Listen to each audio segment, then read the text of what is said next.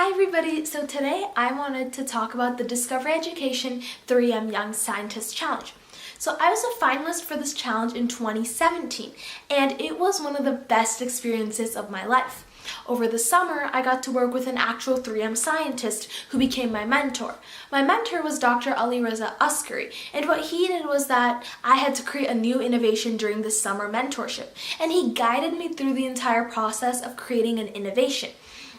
So he led me through how you narrow it down to one problem, and now you take that problem, you brainstorm solutions, and you narrow it down to one solution, and then you test, and sometimes you might have to repeat the entire system because creating an innovation isn't linear. It isn't just one straight path where you have problem, solution, innovation.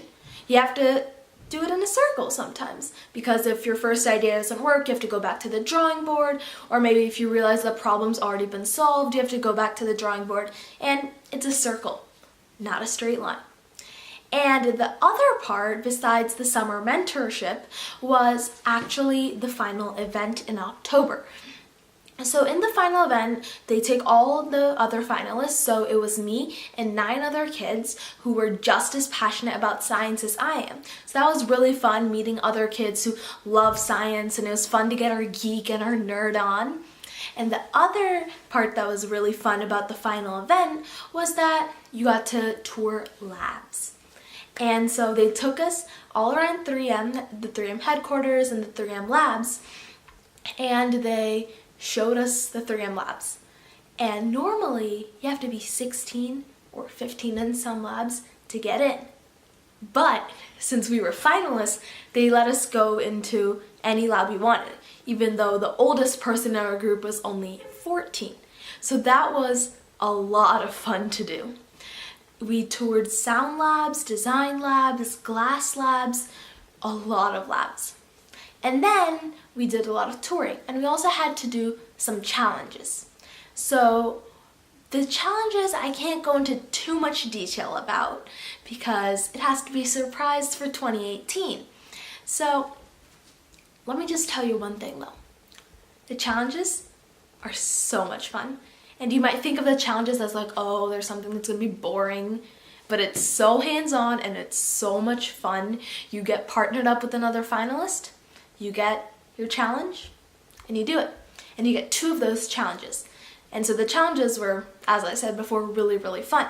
And the final thing was, you know that innovation I talked about I had to create over the summer? Well, you had to present that innovation to a board of Discovery Education members, 3M scientists, teachers, superintendents of school districts, and you had to present it to them. And that was called your final presentation. So in your final presentation, they have this huge room in 3M, and there's so many people there, and there's the press there, and they're live feeding it into their live link on YouTube. And you give your presentation about your innovation, and that's it. And it was so much fun, you guys, to meet all these people, meet all the scientists, talk to them, and there was pretty good food too, you know, if that's gonna be a deciding factor. So, now that my entire story time is over, I wanted to give you guys some tips for the Discover Education 3M Young Scientist Challenge 2018. I still can't believe it's been a year since I submitted my video of trafenerate, and now it's time for the next generation of finalists to come up. It could be one of you, because this challenge is for every innovator out there, right? If you're in between the grades of 5th through 8th currently, you can enter, and the entries are due on April 19th, so it's about a couple weeks from now. And it doesn't matter what you're going to do and what your innovation is. If you have an innovation, you need to try for this challenge, because even just submitting that video means you have to make an innovation. You have to communicate your idea in 2 minutes.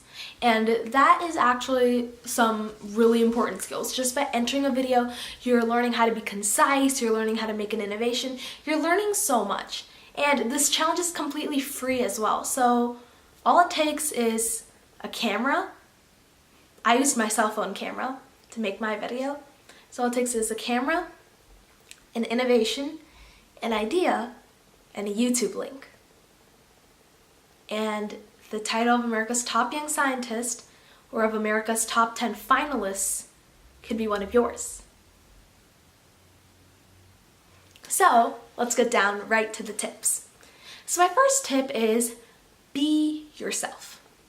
This probably sounds really cheesy, but you have to be yourself. If in the video you're acting really scripted and stunted and sort of like somebody else's words are coming out of your mouth, that's not going to seem you. And so you won't seem excited about it, you won't know what to do, and so the judges probably will look into that too. Because judges want to see somebody who knows what they're talking about and who is presenting their video in a way that's truly them. And it sounds, once again, really, really cheesy, but what they want to do is they want to see your character coming through. They don't want you to copy last year or the year before that. They don't want you to copy anybody's video but your own.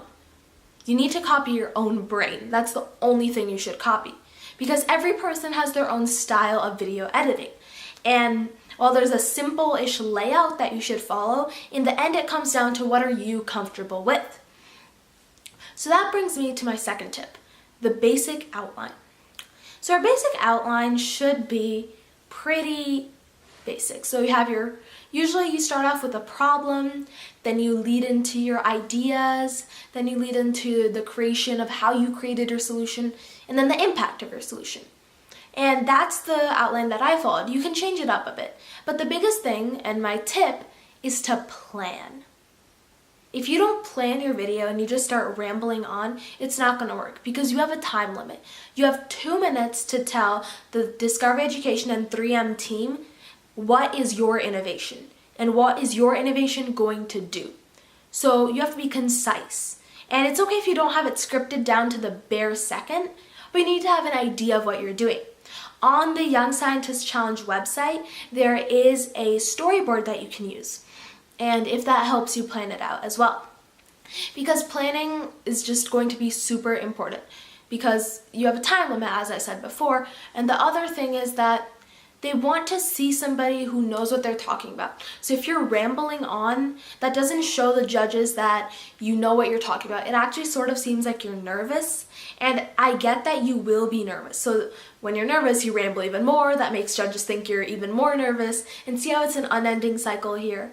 So yes, it's okay to be nervous, but if you have things planned out, you feel a lot better. And if you feel a lot better, you'll talk a lot better. So my third and final tip is,